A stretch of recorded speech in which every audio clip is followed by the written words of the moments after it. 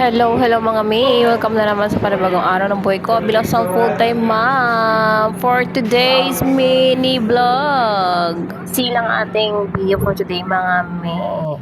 Ayan, as you can see ay wala sa bahay ang ating video for today at sa galaan kami ngayon. Of course, nagburakay na naman kami mga May at ito yung lobby ng aming tutuluyang hotel.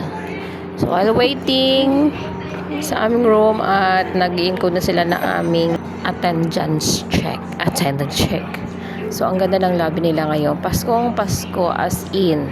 And hello naman sa aking baby girl. At ayan, naglilikot na. Sobrang saya. Dahil nakagala na naman saglit. At isingit talaga namin ang aming munting gala ngayon talaga. At nakisuyo sa aming trabahador na sila lang muna bahala dun sa food nila. Magbabayad na lang kami ng extra. Ayan. So, paakit na kami sa room at nag-picture-picture sa mirror.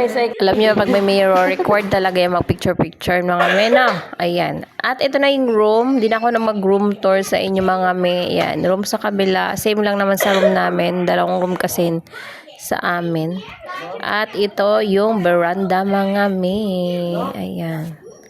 Pagka ano nyan, pagkatingin nyo ay pool na. Ayan sa baba. Sa 4th floor kami. Hanggang 6th floor lang naman itong building na to. Ayan sa baba ang kanilang pool area. And then nagdagat kami ng morning. Ayan, mababaw na yung tubig sa morning. Mga about 6 to 7 a.m. ito. Ayan, kailangan namin maligo talaga kahit isang beses sa 2 araw na dito kami sa Boracay. Paligo yung mga bata. Siyempre kami mag-asam. And then, merong rainbow. Ayan, ang ganda ng sikat ng araw.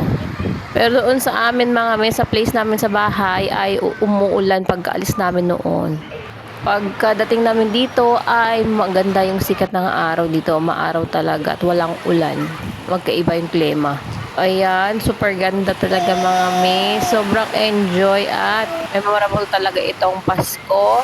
Season ng Pasko. Ayan, kahit hindi naman Pasko mga may at basta may time at may extra ay nakakatawid kami ng Boracay. So, ito yung aming breakfast after maligo. Ayan mga me. Dito nga pala kami sa Alta Brisa mga me. Alam na, pag napunta kayo ng Boracay, Alta Brisa po nag-promote. So walking distance lang naman to sa front beach. And then, as in highway na talaga. And then sa tawid niyan ay B na kainan.